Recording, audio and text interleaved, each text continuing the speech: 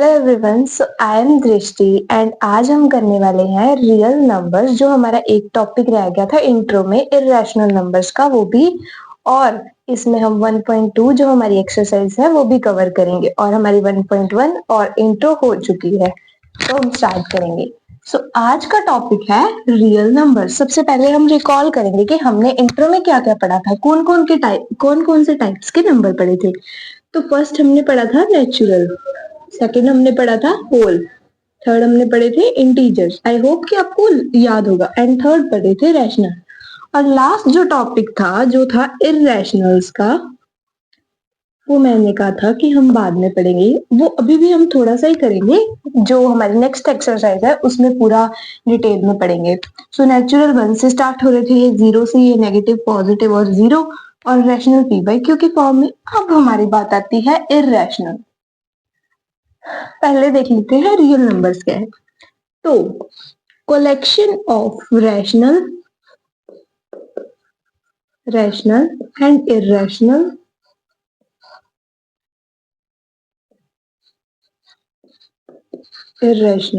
ठीक है। Collection of rational and irrational is called real numbers. तो इसमें रैशनल नंबर्स भी आएंगे, मतलब जिनको हम पी बाई क्यू की फॉर्म में रिप्रेजेंट कर सकते हैं, और इरेशनल भी आएंगे जिन। अब इरेशनल क्या थे, इनको हम कर सकते हैं रैशनल को, इर मतलब कि नहीं कर सकते, जिनको आप पी बाई क्यू की फॉर्म में रिप्रेजेंट नहीं कर सकते। उसके एग्जांपल्स देख लेते हैं। इसके एग्जांपल्स थी हमारे पास 2/5 ले लो, 6/2 ले लो, एनीथिंग, कुछ भी ले सकते हैं, 1/4 भी ले सकते हैं, कुछ भी। और इरेशनल की क्या थी, √2, √4, √8, √3, और एक हमारे पास पाई होती है जिसकी वैल्यू हम 22/7 लेते हैं। इसकी एग्जैक्ट वैल्यू, ये एक कांस्टेंट है, इसकी एग्जैक्ट वैल्यू नहीं पता, मतलब पता है लेकिन हम जो है हायर क्लासेस में इसको पढ़ेंगे। सो ये भी है, इरेशनल होती है, इनको भी आप रिप्रेजेंट नहीं कर सकते in the P by Q form. अब पढ़ते हैं, ये जो चीज ये है, ये जो साइन है, इसका मीनिंग क्या है। इसकी वैल्यू होगी हमारे पास 1/2। मतलब अगर हमारे पास कोई नंबर है, फॉर एग्जाम्पल वी हैव 4, सो जो 4 की वैल्यू है वो हाफ है, 4 की वैल्यू है वो हाफ होगी। तो अगर हमारे पास अंडर रूट में 4 लिखा है, तो हम ऐसे किन 2 नंबर्स को मल्टीप्लाई करेंगे कि हमारे पास 4 आएगा। सो किस किस को करेंगे, 2 इंटू 2, तो हमारे पास 4 आता है। तो इसका आंसर हम लिख देंगे 2। सो √4 इज इक्वल्स टू 2। तो ये क्या होगा, रैशनल होगा। और ये सभी क्या है, इरेशनल नंबर्स थे, इरेशनल की कैटेगरी में आ रहे थे। लेकिन कुछ नंबर्स होते हैं, जैसे ये था, ये हमारा बाद में रैशनल बन गया, पहले इरेशनल शो किया था, हमें इसको करके देखना पड़ता है कि क्या है। आप एक बार दोबारा से क्विक रिवीजन करेंगे। नेचुरल नंबर्स थे, होल नंबर्स थे, इंटीजर, रैशनल और इरेशनल। रियल नंबर्स क्या थे, रैशनल और इरेशनल को जब हम कैटेगराइज कर देते हैं तो वो क्या बनता है, रियल नंबर्स। इनमें दोनों आते हैं, इनको हम पी बाई क्यू की फॉर्म में रिप्रेजेंट कर सकते हैं और इनको हम नहीं कर सकते। इसके बारे में डिटेल में हम अगली एक्सरसाइज में पढ़ेंगे। तो इस एक्सरसाइज में इसके लिए इतना ही है। तो अब हम हमारी जो एक्सरसाइज है 1.2 वो स्टार्ट करते हैं। Okay, so now we are going to start our exercise. So the first question of our exercise is, every irrational number is a real number. So irrational number हमने पढ़े, वो क्या थे, जो रियल नंबर्स में आ रहे थे। अब रियल नंबर्स में क्या आ रहे थे, रैशनल और इरेशनल, है ना।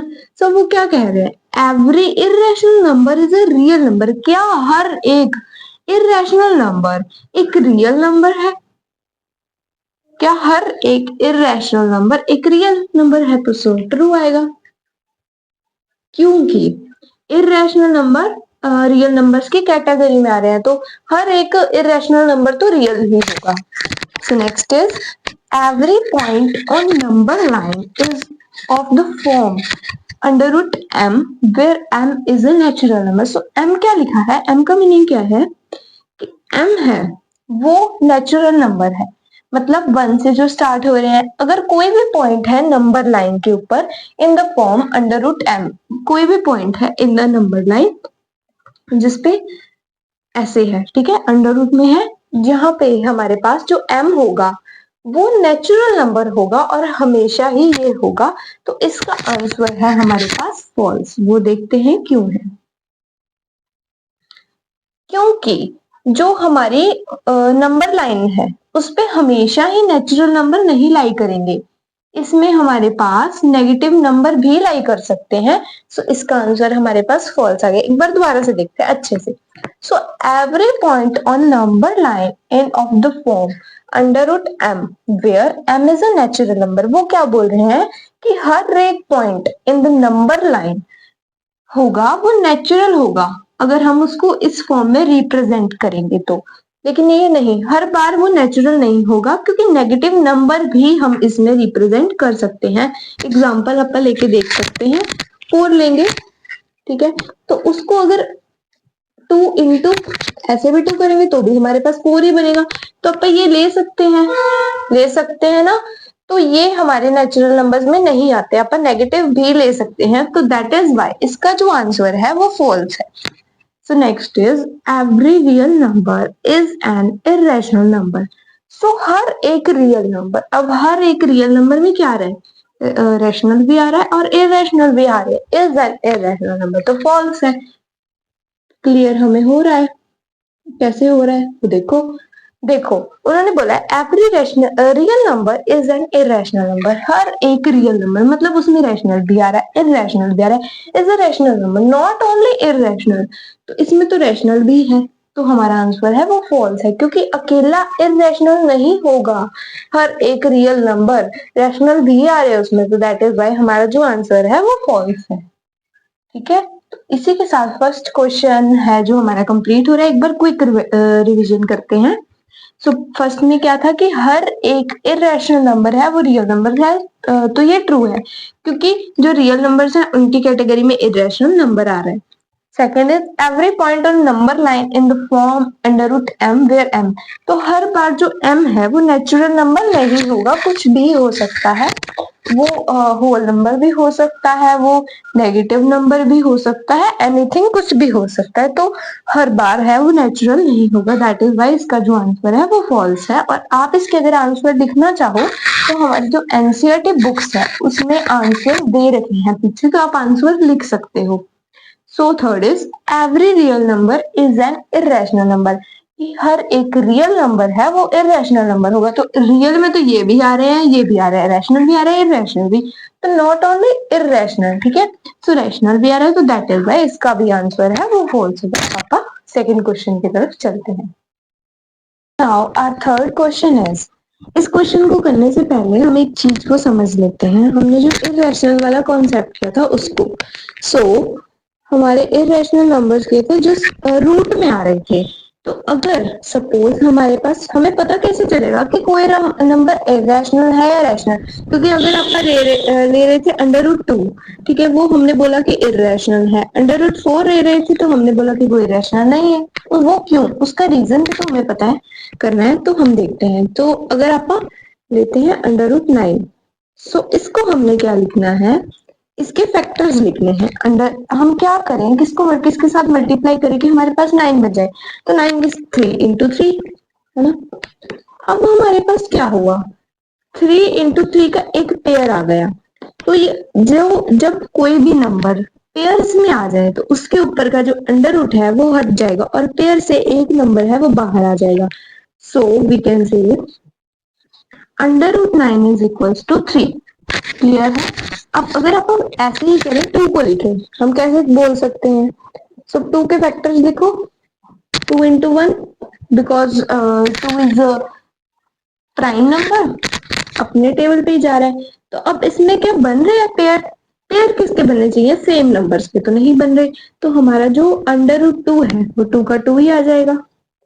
सो जो नंबर अंडर स्क्वायर रूट के अंदर या क्यूब रूट के अंदर पड़े रह गए उन्हें हम इरेशनल नंबर बोलेंगे, और जो बाहर आ गए जिनके ऊपर से ये हट गया साइन, तो वो क्या होंगे हमारे रैशनल नंबर्स।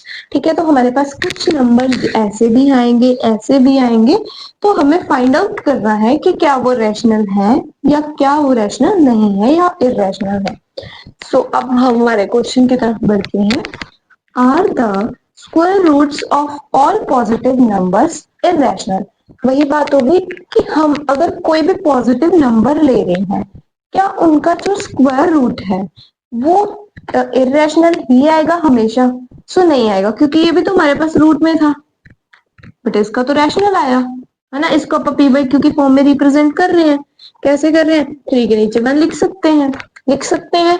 तो ये हमारे पास रैशनल है, तो इसका तो आंसर हमें पता चल गया कि नो ही आएगा फर्स्ट लाइन का। Second point, if not give an example of a square root number of a number that is a rational. अब वो क्या कह रहे हैं कि अगर हाँ, अगर गलत है तो आप इसके एक एग्जाम्पल दो। एग्जाम्पल आप कुछ भी दे सकते हैं, ये ले लो √9 ले लो और 4 भी ले सकते हो। पीछे हमारे जो आंसर्स में 4 दिए तो आप 4 ले लो। सो अगर आप 4 को ऐसे लिखेंगे तो 4 के फैक्टर्स क्या बनेंगे? 2 इंटू 2, इनमें से एक बाहर। क्लियर? और अगर आपको इसका रिवर्सिंग ऑर्डर करना है तो आप 2 को क्यूब का रिवर्सिंग स्क्वायर होगा, तो इसका स्क्वायर कर दो। 2 इंटू 2 4। ये अपन 8th क्लास में वैसे डिस्कस कर लिए थे, बट जो कुछ रह गए थे वो हमने आज कर लिए। और इसी के साथ हमारी जो एक्सरसाइज 1.2 है उसका सेकंड क्वेश्चन भी हमारा कंप्लीट हो रहा है। और जो थर्ड क्वेश्चन है और जो इसके एग्जांपल्स है वो हमने अभी तक नहीं की, वो कंस्ट्रक्शन वाली है, तो वो 1-2 दिन में हम वो भी कंप्लीट कर लेंगे। और इसी के साथ हमारी 1.2 भी कंप्लीट हो जाएगी। और नेक्स्ट एक्सरसाइज भी अगर 1-2 दिन में अपलोड कर देंगे। सो अगर आपको ये वीडियो अच्छी लगी है तो लाइक एंड सब्सक्राइब। और अगर आपको किसी भी टॉपिक पे कुछ कमेंट कुछ चाहिए, कोई वीडियो चाहिए, तो आप हमें कमेंट में बता सकते हो, हम उस पर वीडियो बना देंगे। कोई भी टॉपिक, इंग्लिश, साइंस, मैथ और एनी सब्जेक्ट, तो आप बता सकते हो 10th तक। अगर आपको 10th का भी चाहिए तो आप अभी से वोट करो, अगर आपको 10th के मैथ की सॉल्यूशंस चाहिए। ठीक है, सो बाय बाय। ओके।